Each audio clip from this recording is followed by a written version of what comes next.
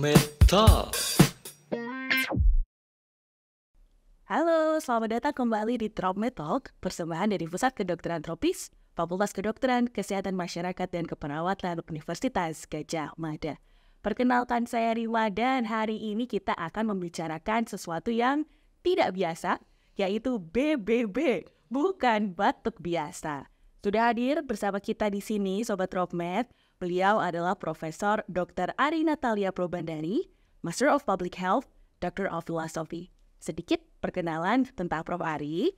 Beliau adalah peneliti di Pokja Tuberkulosis di PKT UGM dan juga merupakan penasehat jejaring riset TB Indonesia serta koordinator riset dan inovasi Komite Ahli TB Indonesia. Selain itu, beliau juga merupakan Kepala Program Studi S3 Ilmu Kesehatan Masyarakat Universitas Negeri 11 Maret. Mari kita sambut bersama Prof. Ari. Selamat siang, Prof. Ari. Selamat siang.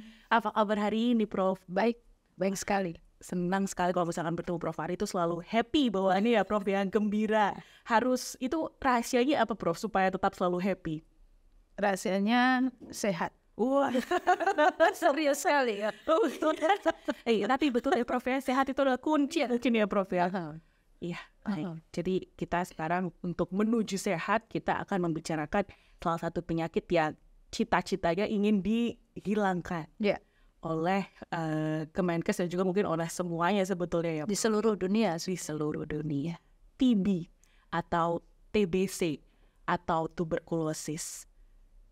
Satu, saya jadi penasaran, Prof. Sebetulnya itu pengucapannya yang benar itu adalah TB, TB atau TBC atau TBC. Nah, TBC. Iya, sebetulnya istilah itu datangnya dari nama kumannya ya. Jadi penyakit itu disebabkan oleh Mycobacterium tuberculosis. Nah, kemudian ada singkatan nih. Kalau secara internasional singkatannya TB. Ditulis TB begitu ya. Di Indonesia itu dulu orang menyebutnya TBC. Meskipun sekarang pun juga ada yang menyebut sebagai TB. Sama aja sih. Kementerian Kesehatan kemudian memakai istilah TBC karena mempertimbangkan masyarakat mungkin sudah kenal lebih jauh kalau istilahnya TBC. Familiar sebetulnya dengan TBC. Jadi kalau dulu zaman dulu TBC, tapi mulai akhir-akhir ini TB, tapi ternyata Kemenkes masih menggunakan term TBC tadi. Iya. Tapi poinnya adalah sebetulnya tidak berbeda ya, Prof. Antara TB maupun TBC. Ya. Kalau bicara TB, TBC, Kemenkes di Indonesia sendiri sebetulnya kondisinya sekarang bagaimana ya, Prof? Untuk TB ini. Ya, kita di tahun 2022 ini ya, dari data terakhir dan ini juga dirilis datanya oleh Kementerian Kesehatan. Kita posisinya masih juara 5 besar untuk jumlah tuberkulosis di Indonesia. Iya, jadi data terakhir tahun 2022 ada sekitar 824.000 kasus per tahun. Dan ini menyebabkan kematian sekitar 93.000 per tahun. Jadi banyak. Kemudian apalagi ini masa pandemi kemarin, diestimasi memang terjadi peningkatan jumlah kasus tuberkulosis. Ikut meningkat ternyata. Nah, ada kondisi khusus kenapa akhirnya ikut meningkat ya, Prof, di zaman pandemi kemarin? ya, di pandemi kemarin memang ada beberapa situasi ya yang membuat orang mungkin menjadi terbatas dalam mengakses layanan tuberkulosis. Kita juga ada kondisi di mana kita ada sempat ada pembatasan sosial ya. Nah, ini diduga kemudian menimbulkan juga penurunan akses bagi masyarakat ke layanan, sehingga tentu kemudian menurunkan jumlah kasus tuberkulosis yang bisa ditemukan dan diobati. Ini kan penyakit menular ya, Mbak Rima. Iya, betul. Baik, Prof. Jadi ternyata awalnya karena pandemi, kasus TB ini ternyata justru ikut naik, begitu Prof? Karena batas Iya, terbatasnya akses masyarakat ke layanan kesehatan. Iya. Jadi sama-sama waktu itu kayak balapan berarti ya. Iya. Gitu ya. Wah, ini kabar yang cukup menyedihkan. Iya. Ya Prof, ya baik. Nah Prof, sebetulnya kalau misalkan tadi diceritakan Prof Ari kalau TB ini adalah penyakit menular, cara penularannya sendiri seperti apa sih Prof? Ya, tuberkulosis ini disebabkan oleh Mycobacterium tuberculosis, bakteri ya. Dia ditularkan terutama melalui percikan dahak. Ketika orang dengan kuman di tubuhnya ini batuk ya, di situ kan ada cairan dahak yang kita istilahkan droplets. Jadi percikan itu kemudian ketika mengandung kuman tuberkulosis dan dihirup ya oleh orang yang lain, ya bisa terjadi transmisi penularan dari penyakit tersebut. Memang sebagian besar jenis tuberkulosis itu adalah tuberkulosis paru, jadi menyerang organ paru. Tapi sebetulnya ada juga tuberkulosis yang menyerang organ yang lain, jadi ada tuberkulosis kulit, TB kulit, kemudian ada juga TB spinal ya di tulang belakang dan sebagainya. Gitu. Jadi sebetulnya tidak hanya organ paru yang akan diserang, bisa organ yang lain, tapi sebagian besar memang TB paru. TB paru, jadi bakterinya satu, tapi ketika masuk ke dalam tubuh bisa berbagai macam organ yang diserang oleh bakteri tersebut. Betul. Bisa nggak sih Prof dalam satu waktu ketika bakteri itu masuk, kemudian tidak hanya paru tapi multiple organ yang kena, itu mungkin juga Prof? Bisa, misalnya TB kelenjar, nah ini bisa juga terjadi bersama dengan TB paru misalnya. Jika demikian, berarti betul ya Prof, kalau misalkan TB itu sebetulnya tidak hanya batuk-batuk biasa, karena kan kadang orang tuh TB, batuk-batuk biasa, tapi sebetulnya enggak ya Prof ya? Ya, TB itu kalau yang menimbulkan gejala ya, karena nanti kita juga akan ketemu TB tapi dia tidak menimbulkan gejala. Bisa ternyata. Bisa, namanya TB laten. Jadi TB yang menimbulkan gejala kita sebut sebagai TB aktif. TB aktif itu ada kondisi di mana kalau orang dengan kuman Mycobacterium tuberculosis dia kemudian muncul gejala. Gejalanya adalah batuk 2 minggu atau lebih, seringkali disertai dengan sesak nafas atau rasa tidak nyaman di dadanya. Kemudian kadang juga disertai dengan keringat dingin malam hari dan sebagainya. Penurunan berat badan ini juga hal yang sering terjadi ya pada TB aktif. Tapi juga ada yang namanya TB laten. Nah, ini Prof. TB laten itu adalah keadaan di mana ada kuman di dalam tubuh manusia, tetapi tidak menimbulkan gejala. Kumannya ada di situ, tidur, jadi dormant, tidur. Nah, dia tidak menimbulkan gejala. Beda dengan TB aktif yang bisa menularkan. Kalau TB laten itu dia pada saat itu tidak menularkan sebetulnya. Tetapi ada potensi TB laten ini akan berubah menjadi TB aktif beberapa waktu kemudian. Ada periode khususnya nggak Prof? Kira-kira dari tidur tadi sampai misalkan Anda masuk di bakteri ke dalam tubuh, kemudian 2 minggu nih, wah dia bangun gitu, atau tergantung kalau kita ingat kemarin COVID kan katanya kalau imunnya turun, bisa tertular, bisa naik gitu. Ini sama atau bagaimana? Ya, biasanya dari status TB laten menjadi TB aktif itu memang dipengaruhi oleh status imunitas. Jadi ketika kekebalan tubuhnya turun, maka kemudian kuman TB yang tidur tadi dia bisa bangun dan kemudian menjadi TB yang aktif. Dan itu biasanya terjadi beberapa tahun kemudian ya, sekitar 5 tahun setelah ada kuman TB yang sifatnya laten lama menjadi TB aktif. Ya. Bakteri kan kecil sedikit Prof ya. Malah dia di dalam tidur 5 tahun kemudian baru ketahuan itu sebetulnya kita jadi harus tahunya gimana ya Prof ya? Iya. Kalau tubuh kita ternyata sudah ada bakteri di dalam. Nah, ya, jadi maka dari itu kalau kita menanggulangi tuberkulosis ya, tadi kan kasusnya banyak.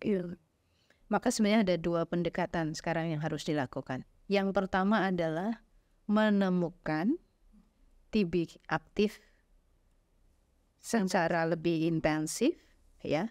Karena dengan demikian nanti kita bisa lakukan pengobatan. Ya. Dengan demikian nanti juga kita bisa memutus transmisi penularan. Nah, tapi yang kedua nih,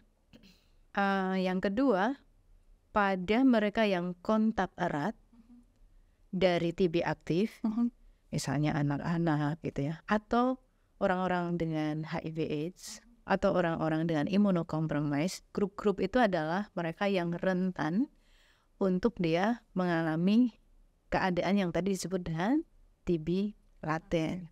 Ini juga harus dilakukan penapisan ya, supaya kemudian kita juga bisa lakukan pengobatan namanya TPT, terapi pencegahan tuberkulosis. Jadi untuk TB aktif itu ditemukan secara lebih intensif, secara lebih aktif, sehingga nanti kita lakukan pengobatan.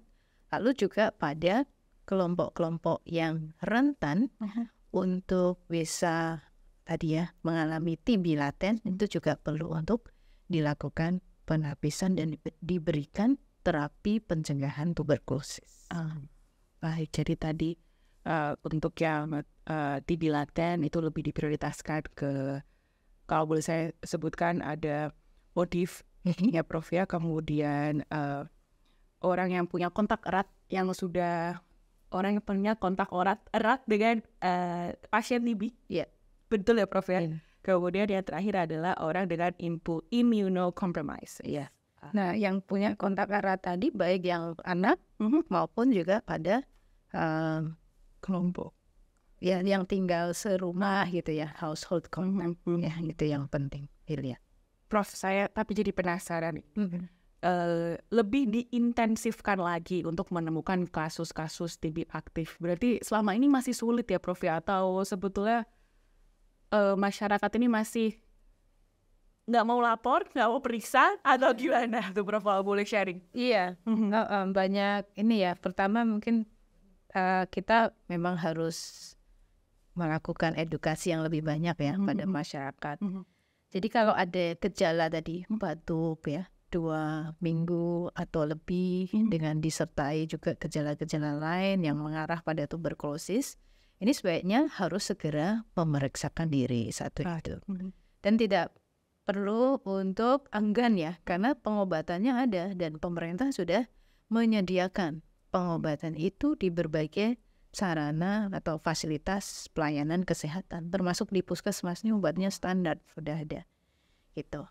Cuman mungkin ada stigma ya, stigma di masyarakat, pandangan negatif tentang orang dengan batuk ya, batuk atau gejala tuberkulosis ya, tadi ya. Nah ini menurut saya seharusnya periksa aja gitu, nanti akan diobatin. Kalau itu TB aktif, dengan pengobatan pada 2 bulan pertama, biasanya sudah berhasil untuk mengubah dari yang TB-nya pertama menular kan tadi ya, itu menjadi tidak lagi menular. Kalau sudah mengalami pengobatan 2 bulan pertama ini. Jadi masyarakat juga tidak perlu melakukan diskriminasi terhadap orang-orang dengan tuberkulosis aktif ya, karena kalau kita betul-betul obati 2 bulan pertama maka tadi sudah tidak menular lagi gitu. Tetapi tetap harus dilanjutkan pengobatannya sampai selesai 6 bulan. Nah ini untuk TB aktif. Jadi Prof, saya jadi sempat ternyata lama sekali ya Prof ya untuk pengobatan TB aktif sampai betul-betul selesai dan dinyatakan sembuh 6 bulan. Kita berarti nggak boleh nyerah ya ketika dapat itu. Betul, TB adalah penyakit menular, tapi jangan khawatir, jangan sedih karena sudah ada obatnya. Betul. Bisa diakses sebetulnya di puskesmas. Tinggal kita datang kalau misalkan bergejala, amit-amit tetap gitu kan supaya happy terus bro. Sehat. Tapi semua orang sebenarnya punya potensi terutama tertular. usia produktif. Jadi ini tidak sebetulnya kalau dulu ya TBC identik dengan penyakit pada orang miskin gitu. Itu sebenarnya tidak juga gitu. Artinya ini dari segala kalangan sebenarnya punya potensi yang sama untuk menderita tuberkulosis ya. Setara semuanya Ya, cuman memang ada kondisi mungkin lingkungan tertentu ya. Seperti kalau rumahnya kurang ventilasi dan sebagainya, itu juga mempengaruhi risiko untuk mengalami penularan. Jadi kalau boleh diingat lagi, stop stigmatisasi karena semuanya itu sebetulnya berisiko untuk tertular TB ya. Baik, tadi yang aktif dengan 6 bulan. Kemudian tadi saya ingat juga ternyata yang laten itu ada treatmentnya. Boleh diceritakan sedikit Prof, sebetulnya untuk TB yang laten itu harus kemana dan bagaimana untuk mendapatkan treatment? Terapi pencegahan tuberkulosis ini saat ini juga sudah masuk dalam program pemerintah ya. Tapi memang fasilitas layanan kesehatan yang menyediakan itu mungkin belum sebanyak yang pengobatan untuk TB aktif. Tapi di puskesmas dan rumah sakit tertentu ini sudah bisa untuk memberikan terapi pencegahan tuberkulosis. Terapinya sendiri adalah ada obat yang jangka pendek 3 bulan, diberikan 1 kali seminggu sama 3 bulan. Kemudian ada juga yang setiap hari selama 6 bulan. Ada yang 3 bulan, ada yang 6 bulan. Tergantung ketersediaan obat yang ada ya. Karena kan yang jangka pendek ini sifatnya masih obat baru yang beredar. Baik, Prof, kita ke pertanyaan dari Sobat Dropmed dulu. Boleh ya Prof? Boleh. Yang sudah mengajukan pertanyaannya lewat Instagram Story. Terima kasih banyak Sobat Dropmed. Yang pertama ada Sapta. Selamat siang Prof Ari, adakah perhatian khusus bagi pengidap TB di lingkungan kerja seperti bagi pegawai pabrik, pekerja konstruksi dan sebagainya? Terima kasih pertanyaannya ya Mas Sapta ya. Jadi untuk program pengendalian tuberkulosis di Indonesia ini juga sudah masuk di lingkungan kerja. Jadi bagi teman-teman kita yang dengan tuberkulosis ya di lingkungan kerja, yang pertama kali harus disampaikan adalah bisa mengakses layanan kesehatan di tempat kerja dulu ya, gitu ya, supaya kemudian nanti bisa dilakukan diagnosis yang baik dan dengan pengobatan. Kemudian yang kedua sebenarnya sudah ada juga regulasi untuk perlindungan bagi pekerja supaya pekerja tidak mengalami diskriminasi ya akibat tuberkulosis ini. Jadi tetap diperbolehkan untuk bekerja tadi dengan penanganan, tentu dengan penanganan yang sesuai. Pada 2 bulan pertama saya kira ini juga perlu ada kebijakan ya di lingkungan kerja supaya bisa pertama tetap mendapatkan haknya dan juga bisa dilakukan pengobatan yang sesuai, tetapi juga kita menjaga untuk tidak menimbulkan transmisi ya kepada pekerja yang lain. Yang kedua tentu tadi istilahnya investigasi kontak ya. Jadi diperiksa juga teman-teman sekerja yang kemudian punya kontak erat untuk kemudian dilakukan tes ya untuk apakah ada kemungkinan TB aktif atau TB laten. Ini juga bisa dilakukan. Ini sesuai kemampuan di lingkungan kerja masing-masing. Itu sih. Tapi nggak boleh ada diskriminasi untuk mereka yang dengan tuberkulosis di tempat kerja. Haknya adalah tetap harus bekerja. Betul. Jadi kembali lagi sebetulnya ke tadi ya Prof ya, kayak jangan khawatir karena ada obatnya. Jadi mari ayo sama-sama. Nanti kalau misalkan ternyata teman-teman yang harus tes juga ikut supaya semuanya tuh sehat. Jadi kesehatannya tuh utuh gitu ya Prof ya. Baik, saya jadi malu nih kalau menyimpulkan. Kemudian boleh pindah ke pertanyaan selanjutnya Prof. Langsung mengalihkan pembicaraan ke pertanyaan selanjutnya. Ini ada Pian. Terima kasih Pian untuk pertanyaannya. Ini terkait active case finding Prof. Bagaimana ya Prof cara nakes menembus barier di tempat khusus yang memiliki pengidap TB untuk melakukan ACF? Mungkin ini kaitannya dengan stigma tadi Prof. Dan diskriminasi. Nah, Prof.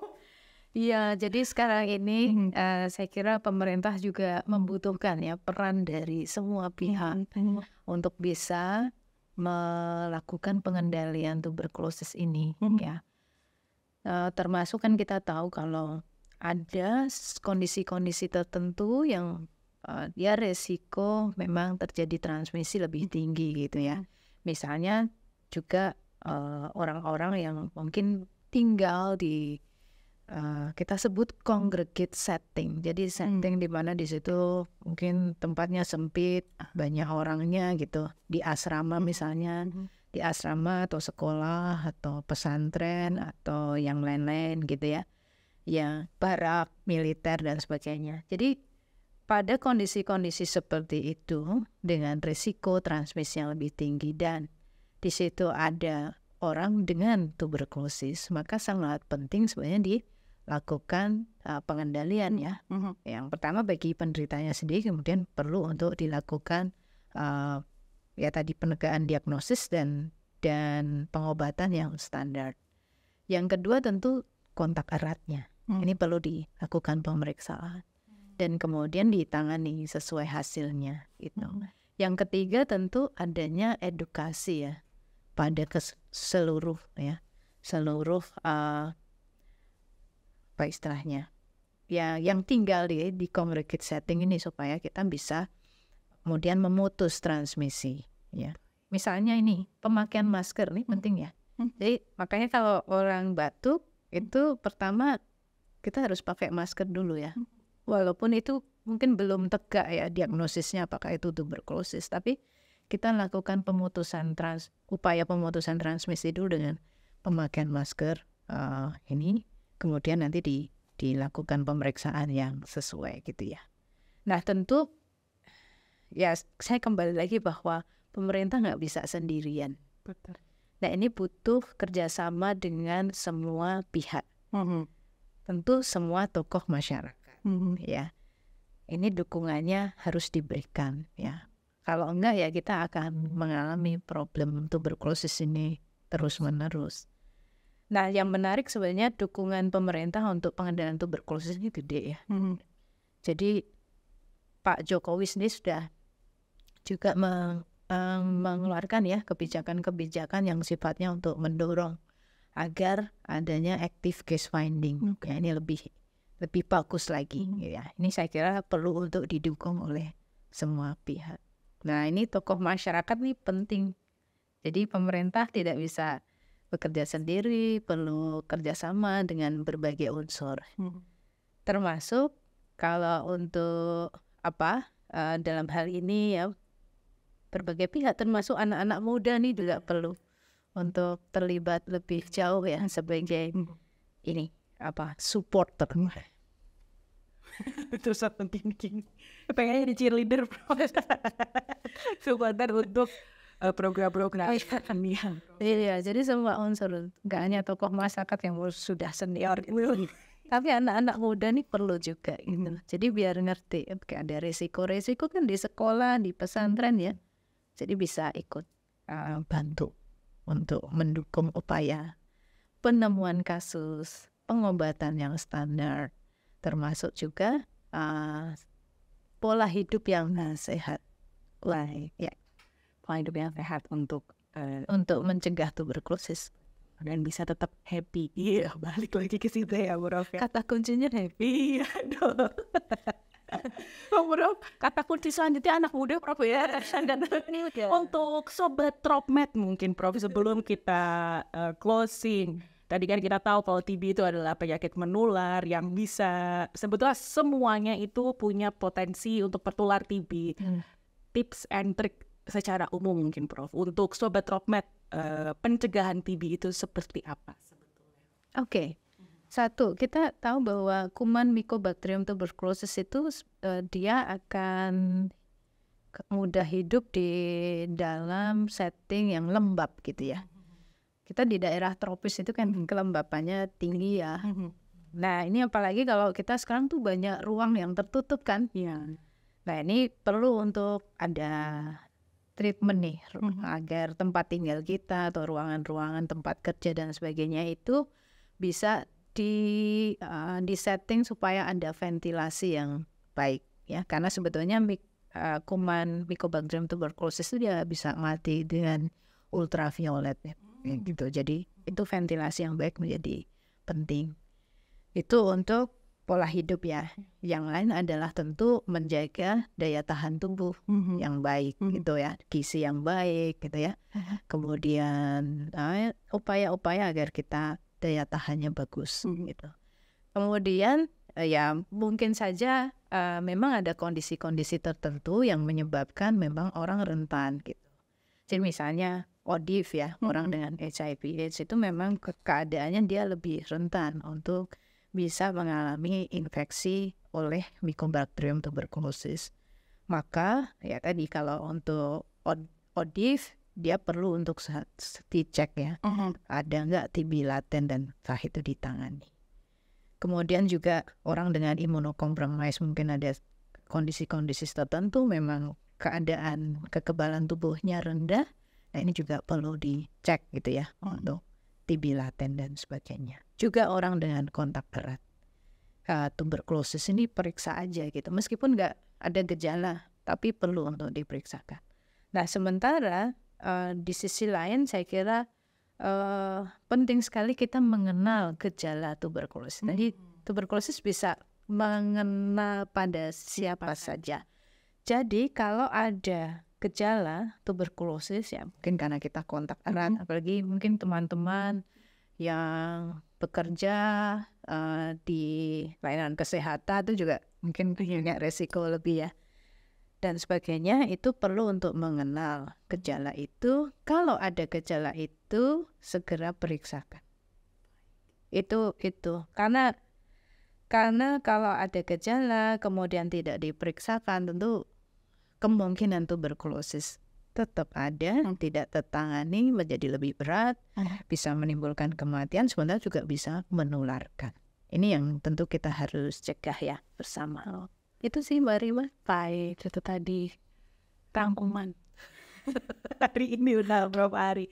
Tapi TB itu menarik sekali ya Prof, maksudnya dari bakterinya, kemudian dari jenisnya, ternyata tidak hanya di paru-paru, tapi segala macam, kemudian pencegahannya, terus tadi ada congregate setting, ternyata dia punya tempat kesukaan, begitu ya Prof, bisa dibilang tempat kesukaan segala macam. Banyak banget sisi yang bisa dibahas dari TB. Prof, sebetulnya saya yakin pasti Sobat Tropmed masih punya banyak pertanyaan tentang TB dan solusinya, pencegahan, inovasi-inovasi tentang TB.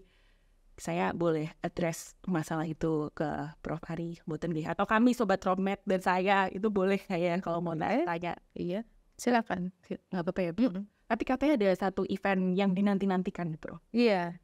Jadi setiap tahun itu ada event pertemuan untuk riset TB. Jadi TB itu ya supaya kita bisa mengatasi itu kan selalu butuh inovasi tentu saja ya. Kan kita pengen mempercepat ya eliminasi tuberkulosis tadi. Apalagi karena era pandemi itu kemarin sempat ada diestimasi kenaikan kasus ya, tentu berarti harus ada upaya yang lebih terobosan-terobosan baru.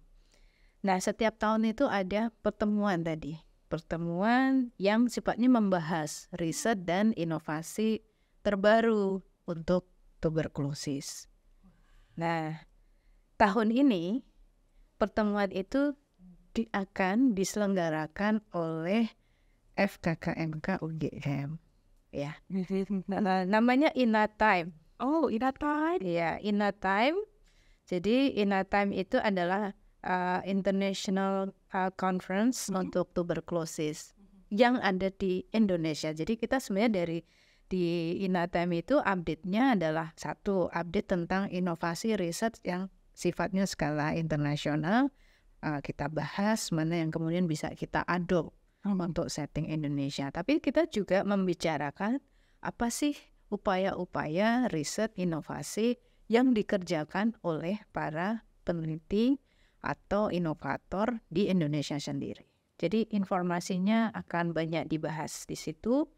INATIME 2023 akan diselenggarakan di 31 Agustus sampai 2 September di Jogja. Wah, ini dia. Tapi juga akan dibuat online juga ya. Jadi blended ya. Ada yang ketemu di Jogja, tapi bisa juga ngikutin secara online saya kira. Nah, tapi kalau bisa ke Jogja, saya kira ke Jogja aja kita bisa ketemu. Supaya sebenarnya nggak dicari tuh. Bisa kopi darat. Oh, kopdar ya. Tidak appropriate. Gitu. Itu tadi INATIME, Sobat Dropmed, yang nanti akan diadakan mulai tanggal 31 Agustus sampai 2 September 2023. Informasi selengkapnya bisa kita lihat di mana, Prof? Di INATIME 2023 ugm.id. Itu dia. Tapi kita juga berharap bahwa ini meskipun kayaknya forumnya riset inovasi, itu sebetulnya kita ingin diskusi ini nggak hanya dari para peneliti. Tapi juga misalnya ya mahasiswa yang punya project yang meskipun ya ini baru pemula ya gitu ya, itu bisa juga dikenalkan di forum INATIME.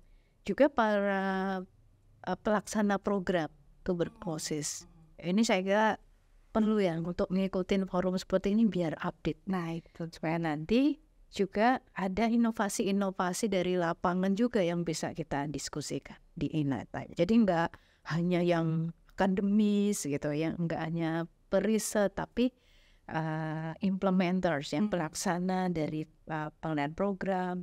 Kemudian juga teman-teman NGO, saya kira juga penting ya perannya di sini ya. Kan ini edukasi ke masyarakat harus lebih intensif. Kita akan diskusi sebenarnya bagaimana ya caranya supaya kita bisa mempengaruhi masyarakat agar bisa lebih nyambut nih, greget nih untuk eliminasi. Jadi supaya yang greget nggak hanya Pak Jokowi, gitu ya. Tapi semua pihak gitu. Nah, jadi ini kita tunggu semuanya ya di forum INATIME di Jogja. Jangan lupa Sobat Dropmed. INATIME 2023. Informasi selengkapnya sekali lagi bisa dilihat di www.inatime2023ugm.id. Supaya silaturahmi juga tidak terputus ya, Prof. Iya. Ngopi-ngopi baru. Nah, itu dia. Sekarang harus ngopi kebutuhan, wah enggak ya. Baik, Sobat Dropmed, itu dia untuk Bukan Batuk Biasa hari ini. Prof Ari, terima kasih banyak untuk waktunya, sharingnya bersama kita di sini. Nanti Sobat Dropmed juga bisa kepo-kepo Prof Ari. Itu silakan nanti kalau mau address pertanyaan juga bisa lewat kami di Center for Dropmed. Dan podcast hari ini bisa Sobat Dropmed saksikan di YouTube Center for Tropical Medicine dan juga Spotify kami, itu ada di Dropmed Talk. Saya Rima pamit undur diri, terima kasih. Wassalamualaikum warahmatullahi wabarakatuh. Sampai jumpa. Oh iya gini Prof. Iya. Salam TOS TV. Salam TOS TV. Temukan obati sampai sembuh. Wah, temukan obati sampai sembuh.